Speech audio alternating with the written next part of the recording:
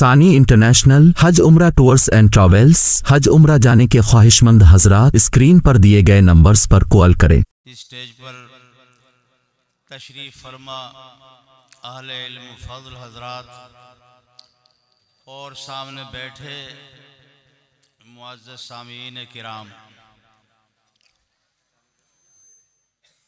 ये जलसा बहुत सारी खूबियों का हामिल है। सबसे बड़ी बात यह है कि जिस बुनियाद पर ये मदरसे कायम किए जाते हैं, हमारे अकाबिर बुजुर्गान दीन ने इन मदरसों को सर से कफन बांध कर ज़माने के हवादिस का मुकाबला करते हुए कायम फरमाया। वो काम अल्हम्दुलिल्लाह यहाँ बहुत अच्छे तरीक़े पर अंजाम दिया जा रहा है। अभी मालूम कर रहा था मैं, मोहतरम कारी इरशाद साहब जो इस मदरसे के नाजिम और रूह रवा हैं, और इन पर सभी हजरात ने एतमाद किया, भरोसा किया, इत्मीनान किया, और ये उस एतमाद में अल्हम्दुलिल्लाह खरे उतरे। अपनी सारी ज़रूरतों को आगे पीछे किया। कौम के होनहार नौनिहाल बच्चे इनके हवाले हुए। बड़ी शफ़क़त, मेहनत और मोहब्बत के साथ उनको परवान चढ़ाया। जिन बच्चों की ज़ुबान की तुतलाहट भी ख़त्म नहीं हो पाई थी, उनको उंगली पकड़कर चलाना सिखाया। हुरूफ की अदायगी, सेहत अल्फाजी, कुरान शरीफ का मखारिज से अदा करना, पढ़ना, इस काम को इन्होंने अपना ओढ़ना बिछोना बनाया। आप लोगों ने भी यकीनी तौर पर अपनी अपनी हिम्मत के मुताबिक कारी साहब की हिम्मत बढ़ाई होगी, हौसला बढ़ाया होगा, इनकी आवाज़ पर लब्बैक कहा होगा, इनकी सदा पर आप हजरात ने इनकी हिम्मत अफजाई यकीनन की होगी। ऐसा ना हुआ होता तो इनके साथ ये असातिज़ा न जमा होते, असातिज़ा न होते तो तलबा दूर दराज के यहाँ जमा ना होते। जब तलबाई यहाँ जमाना होते तो कहाँ से हाफिज़ कुरान बन जाते और कहाँ से माहिर कुरान पैदा हो जाते। इन बच्चों का इतनी बड़ी तादाद में यहाँ से फारिग होना, नेक नामी में शोहरत हासिल करना, ये मुसाबका मुकाबला जो होता है मदारिस के अंदर, उनमें अच्छी पोजीशन, अच्छे नंबरात का हासिल करना, ये उसी वक्त होता है जब असातिज़ा खून जिगर पिलाकर, पानी दूध पिलाकर नहीं बल्कि खून जिगर पिलाकर इन पर शब व रोज़ मेहनत करते हैं। उस्ताद की मेहनत का अंदाज तलबा से होता है, उनके पढ़ने को देख कर होता है। 6 साल की मुद्दत में 58 तलबा हाफिज़ कुरान यहाँ पर हुए। उन 58 तलबा में मुतअद्दिद ऐसे भी हैं जिन्होंने अपनी तालीम को आगे बढ़ाया, आलिम बने, बल्कि बाद मुफ्ती बने, और माशाअल्लाह आगे तक यानी इफ्ता में वो शामिल और दाखिल हुए। तो ये अल्लाह का शुक्र है। और आयत शरीफा में यही कहा गया है, अल्लाह की जानिब से अगर तुम्हें कोई नेमत मिले, अल्लाह की जानिब से तुम्हें कोई इनाम मिले, दुनिया की शक्ल में हो, दीन की शक्ल में हो, उसका शुक्र अदा करते रहो। वरना जो देना जानता है लेना भी जानता है। जो हमें हरी भरी खेतियां आता करता है, उन खेतियों को हमने बर्बाद भी होते देखा है। जिन लोगों को अल्लाह तंदुरुस्ती सेहत अता फरमाता है, हमने देखा कि मिनटों और घंटों के अंदर उनकी सारी जौलानी और जवानी मिट्टी में मिल जाती है। हमने बहुत सारे जवानों को देखा जो इतरा कर चलते थे, जहाँ ज़रा सा कान गर्म हुआ, कोई बीमारी उनके सर लगी और उनका चलना हिलना सब मुश्किल हो जाता है। अल्लाह ताला फरमाते हैं कि ए लोगों, अगर तुम मेरी नेमत का शुक्र अदा करते रहोगे तो मेरे यहाँ नेमत की कमी नहीं, नेमतों के दहाने खोल दूंगा, नेमतों के दहाने खोल दूंगा। घरों में बरकतें होंगी, कारोबार में बरकतें होंगी, खेती बाड़ियों में बरकतें होंगी, मुसीबत और आफत से हिफाजत होगी, और तरह तरह से मैं तुमको नवाजूंगा। और अगर तुम नाशुक्री पर उतर आए और अपनी मेहनतों पर और अपनी काविशों पर तुम्हारा जहन चलने लगा कि साहब खेती तो इसलिए मेरी बड़ी अच्छी हो गई कि मैंने स्प्रे किया था, खाद लगाया था, मैं तो बहुत दवाएं डाल चुका हूँ, इसलिए मेरे यहाँ बड़ी अच्छी खेती है। भाई खाद तो बहुत लगाते हैं, दवाएं भी बहुत लगाते हैं, खेतियों पर स्प्रे भी बहुत लोग करते हैं, लेकिन अगर अल्लाह ने किसी की खेती को लहलहाती दिखा दिया और खेतों को हरा भरा बना दिया तो ये खुदा का फजल है, खुदा का इनाम है। उस इनाम पर शुक्र अदा करना ज़रूरी होता है।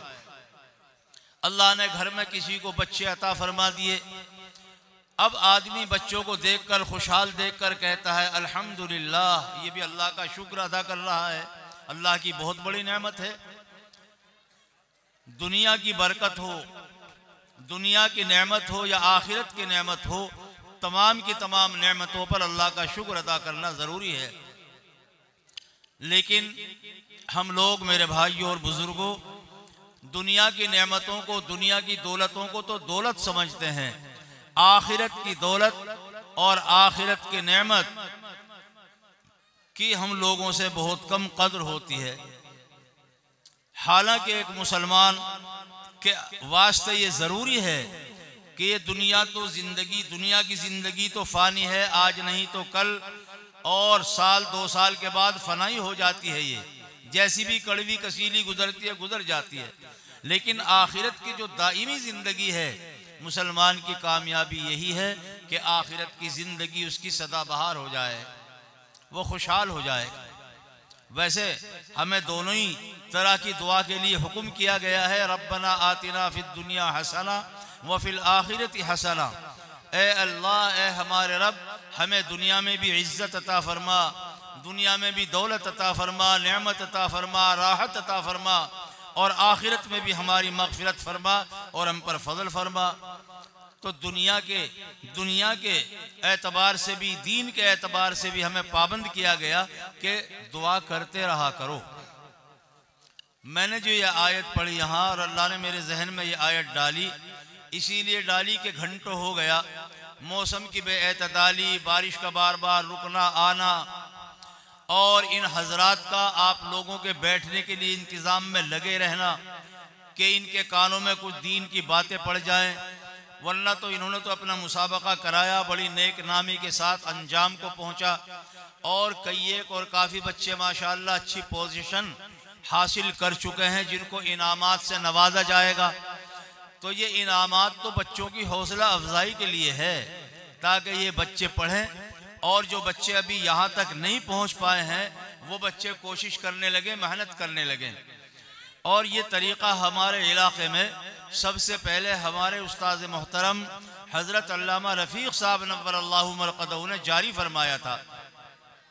एक जगह हज़रत ने बच्चों को इनाम पेश किया, उनकी दस्तार बंदी की, बच्चों वाले खुशी के मारे झूम उठे और उन्होंने कुछ माला बना ली, फूल के हार बना लिए, गले में डालने लगे और उनको कंधों पर उठाने लगे। तो वहाँ एक बड़े आलिम, उस ज़माने के बहुत बड़े बुजुर्ग आलिम थे, अल्लाह वाले भी थे, उन्होंने कहा कि हज़रत ये क्या बिदअत जारी कर रहे हैं आप, ये इनको इनाम देना, गले से लगाना, हार गले में डलवाना, इनको कंधे पर बिठवाना, ये तो बिदअत जारी कर रहे हैं आप। लेकिन हज़रत अल्लामा साहब अलैहि रहमा को अल्लाह ने बड़ी ज़िहानत, काबिलियत, फितानत और बसीरत अता फरमाई थी।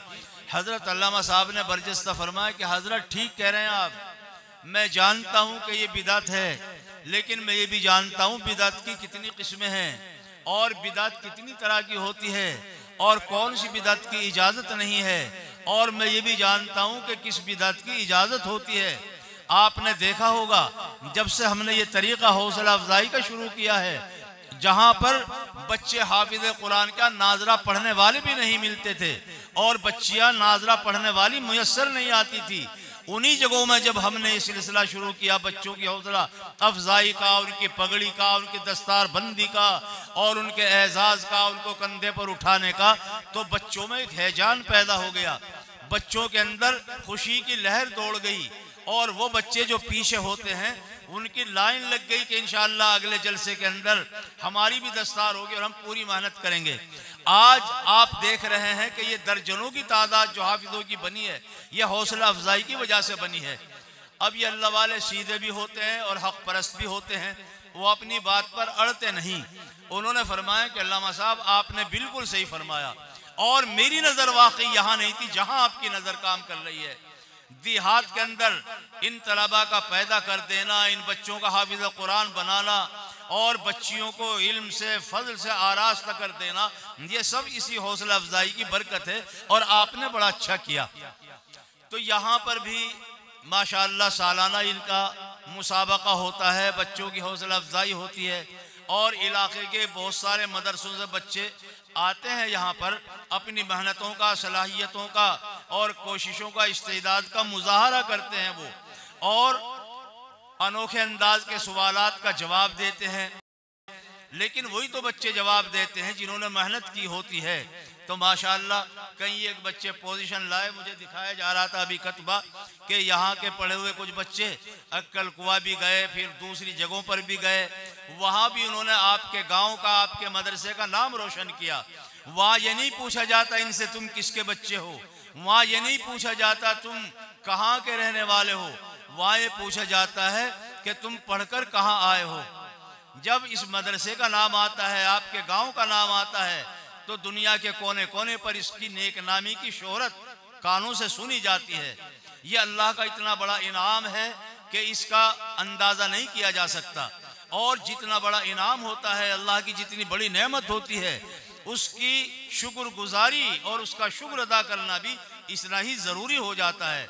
अगर आप मानते हैं कि वाकई तौर पर अल्लाह का ये बहुत बड़ा फजल है कि हमारे इस दूर उफ्तादा गांव के अंदर ये मदरसा तो बहुत दिन से कायम था ये अंदर वाला, लेकिन हालात से गुजरता रहा, उतार चढ़ाव होता रहा। जैसे आदमी को कभी बीमारी लग गई, कभी तंदुरुस्ती आ गई, ये भी तंदुरुस्ती का बीमारी का शिकार होता रहा। लेकिन अल्लाह ने कारी इरशाद साहब को भेजा, आप हजरात ने इन पर एतमाद किया, इनके हवाले मदरसा किया और इन्होंने नेक नामी के साथ और बड़ी मशक्क़त और मेहनत के साथ जब बच्चों पर शफ़क़त के साथ इन्होंने मेहनत की तो माशाअल्लाह वो मेहनत इनकी रंग लाई और नाम रोशन होता चला गया। अब बताओ आप हजरात कि इस मेहनत को, इस काविश को, मदरसे की नेक नामी को आप बाकी रखना चाहते हैं कि नहीं चाहते? जाहिर बात है, कौन यूँ कह सकता है कि साहब हम अपने मदरसे की, अपने गाँव की बदनामी देखते हैं। हर आदमी का दिल यही कहेगा अंदर से कि नहीं, हम यही चाहते हैं कि अल्लाह का मज़ीद फजल हो, अल्लाह हमारे मदरसे के गाँव को और मज़ीद तरक्की अता करे, यहाँ से ज़्यादा तादाद में हाफिज़ कुरान पैदा हों और यहाँ से पढ़ चढ़ कर हौसला ले कर के जाएँ और मुकाबले के लिए बच्चे पेश हों तो इलाके का और गाँव का नाम रोशन करें। आप लोग देखते होंगे कि साहब इतने हाफिज़ कहाँ जाएंगे, ये तो भैया हमारे अकाबिर बुजुर्गान दीन की देन है, उनकी बरकतें हैं, जिन्होंने सर से कफन बांधकर गली गली कूचे कूचे में जाकर इन मकातिब को, मदरसों को जन्म दिया और उनको कायम किया। आज उन्हीं के कदमों की बरकत है कि हमारे गली कूचों से, हमारे महल्लों से, हमारे ऐसे दूर उफ्तादा गाँवों से हाफिज और आलिम पैदा हो रहे हैं। इस बात को देखकर खुदा जाने कितने लोग तरसते हैं, तड़पते हैं। और अगर कोई यूं कहे कि साहब इतने हाफिज तैयार होते हैं, इतनों की क्या ज़रूरत है? भाई आपको ज़रूरत ये तो ऐसा ही है, कोई यूं कहने लगे कि साहब ये यहाँ हमारी शुगर फैक्ट्री है बुढ़ाने के अंदर, इतना गन्ना दुनिया भर का आता है, क्यों लोग इतना गन्ना बोते हैं? और वो मलामत करने लगे किसानों को, कहने लगे कि साहब इतना गन्ना क्यों बोते हो कि जरा ट्रैक्टर देखिए तो गन्ना भरा चला रहा है, बोगियां देखिए तो बोगियों में गन्ना भरा चला रहा है और चीनी बन रही है। लेकिन उनसे यही कहा जाएगा कि तुम्हारी अपने इलाके पर, अपने इलाके के शुगर मिल पर नज़र है, तुम्हारे अपने इलाके की काश्त पर नज़र है। बहुत सारे नहीं बल्कि बहुत बड़े इलाके ऐसे हैं जहाँ गन्ना देखने को भी नहीं मिलता, जहाँ चीनी तैयार नहीं होती। अगर आपके यहाँ इतनी बड़ी तादाद और मिकदार में ये गन्ना ना पैदा हो तो जो लोग हजारों लाखों करोड़ों ज़रूरतमंद हैं आपकी चीनी के, उनकी ज़रूरतें कैसे पूरी होंगी? तो जाहिर बात है ये देख कर के साहब इतने गन्ने का क्या होगा, इतनी चीनी का क्या होगा, ये हमारी कम इल्मी और कोता नजरी की अलामत है। हमें नहीं मालूम है अभी कि लोग, लाखों लोग, करोड़ों लोग आपके इन मीलों की, आपके इलाके की, इस काश्तकारी की ज़मीनों की इंतज़ार के कितनी उम्मीदें लगाए बैठे हैं। इसी तरीके पर ये हमारे अकाबिर और बुजुर्गान दीन की देन है। उन्होंने इधर इलाके में जाल बिछाया, अल्लाह का फजल है, उनकी मेहनतें रंग ला रही हैं। ये उन्हीं के शागिर्द, उन्हीं के तरबियत याफ्ता हैं जो जगह जगह काम अंजाम दे रहे हैं। वरना ऐसे मौके पर हमारे उस्ताद हजरत अल्लामा साहब फरमाते, ये तबका भी कोई बांझ नहीं है, अपाज नहीं है। अगर दुनिया कमाने पर आए तो आप लोगों से ज्यादा दुनिया कमा सकते हैं, और दुनिया कमाना जानते हैं, आप लोगों से ज्यादा बाहिम्मत भी हो सकते हैं। लेकिन अल्लाह ने इनको तौफीक अता फरमाई है दीनी निस्बत पर काम करने की। देखने में तो ये हाफिज बन गए, और मौलाना ने फरमा दिया है कि यहाँ माशाअल्लाह 6 साल में 58 हाफिज तैयार हुए। और हाफिज भी कैसे तैयार होते हैं? अभी हम मस्जिद में बैठे, एक बच्चे को हमने देखा, बुलाया, क्या पढ़ते हो? कि साहब हिफ्ज क्या है? मैंने दौर हो गया कि जी हो गया। मैंने कहा जरा पढ़ना। बेतकल्लुफ से पढ़ना शुरू कर दिया, न किसी किस्म की झिझक, न किसी किस्म की उकताहट, न कोई खौफ, न कोई डर। तो बच्चे ने बेधड़क पढ़ना शुरू कर दिया। तो देखने में तो लगता है साहब हाफिज है तो क्या मामूल नहीं, देखने में ये हाफिज बड़ा आसान लफ्ज मालूम होता है, लेकिन ये ऐसा ही है जैसे कोई आदमी अपने हाथ में आम को देखकर समझने लगे, साहब आम मेरे हाथ में आ गया है। अरे आम तो तुम्हारे हाथ में आ गया, और आम बड़ा आम सा लफ्ज है, बड़ा आसान और सहल लफ्ज है, लेकिन जरा इसकी तारीख तो उठाकर देखो। जब किसी माली ने और किसी बागबान ने इसकी कलम लगाई होगी और छोटा से यह पौधा खड़ा किया होगा, हवाओं के झोंकों से इसे बचाया होगा, तूफानों से बचाया होगा, जंगली जानवरों से बचाया होगा, गलत मौसम में इसकी हिफाजत की होगी, और खुदा जाने कितने पापड़ पेले होंगे, और कभी जाकर ये दरख्त सायेदार बना होगा और फिर फलदार बना होगा। इसी तरह ये हाफिज कुरान हमें जो नजर आते हैं चारों तरफ, माशाअल्लाह इनकी नूरानी सूरतें, नूरानी इनका लिबास और टोपियां, और महसूस होता है जैसे आसमान से मलक मलाइका की और फरिश्तों की जमात उतर कर आ गई हो। ये वैसे नहीं तैयार हो गए हैं आप लोग और हम, तो भैया इन उस्तादों के हवाले करते हैं इस हाल में और इस शान के साथ कि हमारे बच्चे अपनी टोपी भी सही अदा नहीं कर सकते, अपने कुर्ते का नाम भी सही नहीं ले सकते, अपने बाप का नाम भी सही नहीं बता सकते। इनकी जबानों के अंदर लर्जा होता है, इनकी जबानों के अंदर लुकनत और तुतलाहट होती है।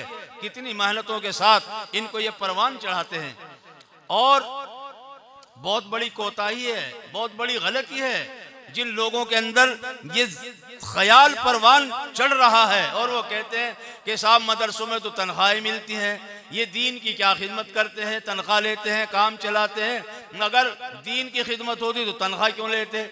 उनके अंदर दीवानापन है, बहुत बड़ा धोखा है, शैतानी गुमराही और शैतानी वसवसाए।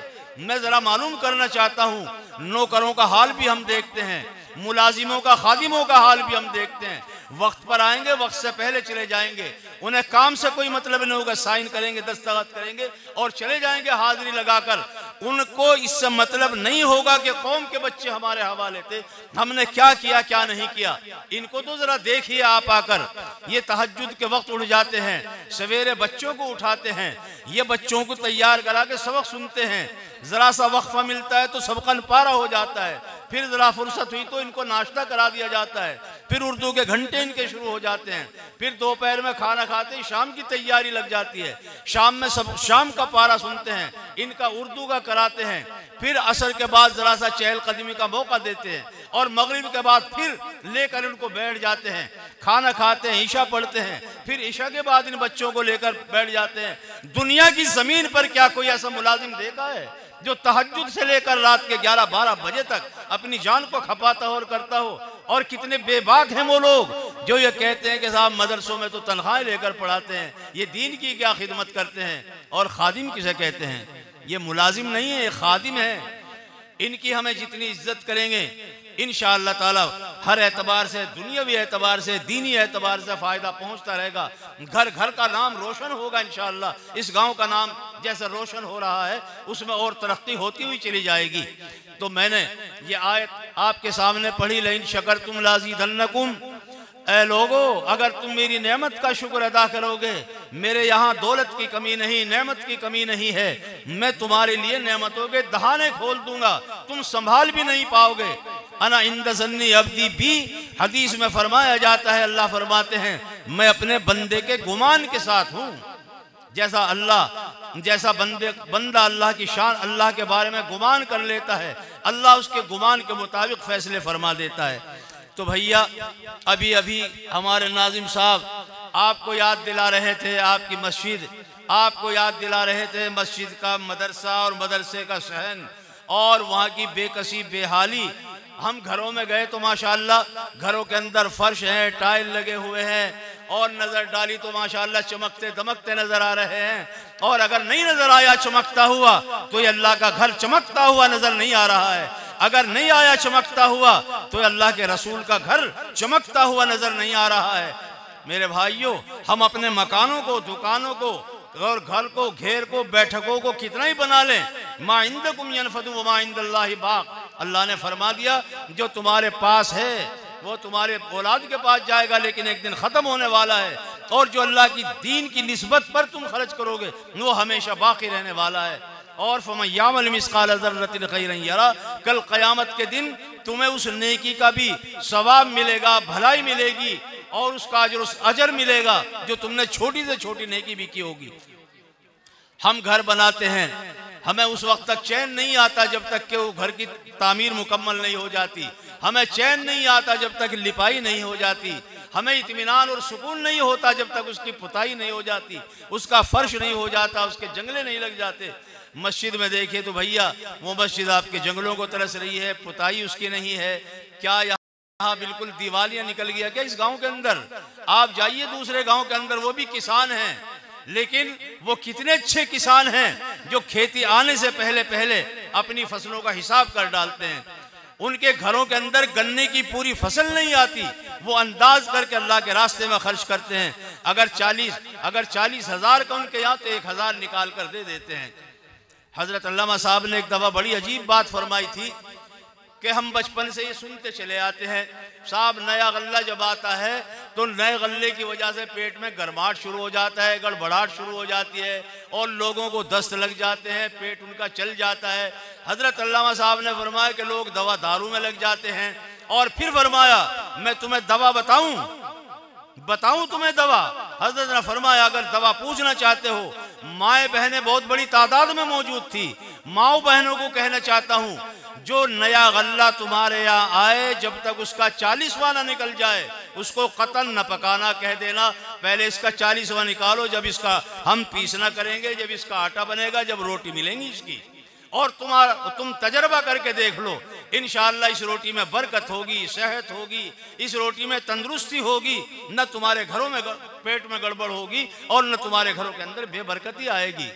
ये गल्ले के लिए आखिर ये दारुल उलूम देवबंद जब बना है तो भैया वो तो अंग्रेजी दौर चल रहा था, सारी जायदादें ख़त्म कर दी गई थी, मलिया मेट कर दिया गया था, बड़े बड़े रुआसा नवाब जागीरदार लोगों की जो यहाँ वो मदद हुआ करती थी वो सब बंद कर दी गई थी। तो लेकिन उन बुजुर्गों ने आप जैसे आवाम को ही संभाला था, आप ही लोगों को पुकारा था, गांव वालों को कहा था ए लोगों, अल्लाह का दीन हासिल करने के वास्ते अल्लाह के रसूल के मेहमान आए हैं, और बताओ अगर ये भूखे रह करके चले गए तो हम और तुम कल क़यामत में अल्लाह के रसूल को क्या जवाब देंगे। एक आग सी लग गई थी इस बात के कहने पर। आज दारुल उलूम में 5-7-10 हज़ार नहीं 20 हज़ार तलबा पढ़ते हैं और माशाअल्लाह किसानों का गल्ला इतना जमा हो जाता है, वहाँ पर इतना गल्ला जमा हो जाता है कि ख़रीदने की ज़रूरत नहीं पड़ती है, वो सब जाता है। लेकिन एक बात और कह देता हूँ, जितने बड़े इदारे होते हैं उनकी बड़ी शोहरत भी होती है, जितनी बड़ी शोहरत होती है इसी एतबार से उनकी इआनत भी होती है। अल्हम्दुलिल्लाह दारुल उलूम है, ये रोज़ाना क्या है, रोज़ाना अपना निकाल देते हैं चार्ट, उसका गोशवारा निकाल देते हैं, इतना खर्च है और इतना कर्ज है, इतना बचत है, जो कुछ रोज़ाना। लेकिन कभी कभी कैसा होता है, देखते हैं साहब आज बैलेंस खाते के अंदर कितना है, 10 लाख है मसलन, और कल देखा साहब वहाँ पर माशाअल्लाह 20 लाख बना हुआ है, और उन गरीबों को ये पता नहीं है 10 का 20 कैसे हो गया। बहुत सारे लोग अल्लाह वाले दुनिया में फैले पड़े हैं, कारोबारी लोग।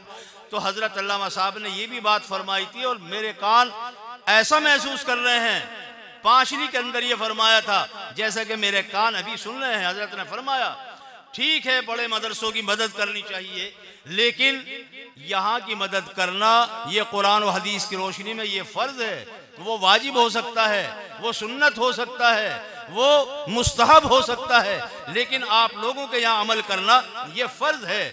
और ये उस वक्त फरमाया था हजरत ने जब मैं साथ था, इम्तिहान के लिए गया, बच्चों की बड़ी तादाद थी।